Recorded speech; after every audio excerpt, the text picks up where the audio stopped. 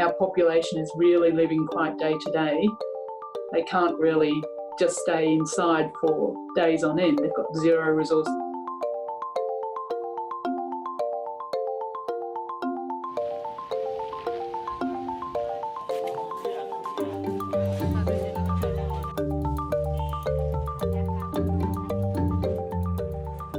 There's a limit to how much you can do, especially when you have to do all the food distributions, things like this. It's super hard in these camps and when they're crowded on top of each other.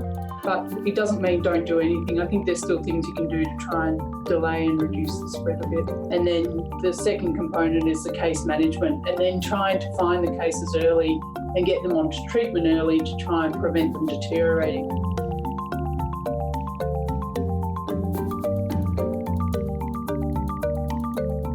If you have 6 people inside a room, it's really tough. So I think isolation facilities are potentially the best way to go.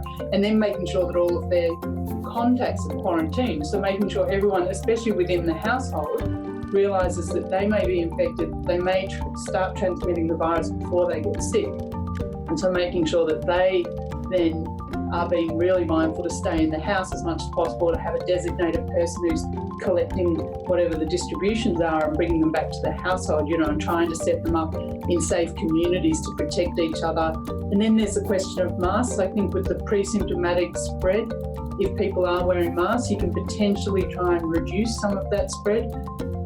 And really educating, lots and lots of hand washing points, lots of soap, lots of education on safe coughing and things like that.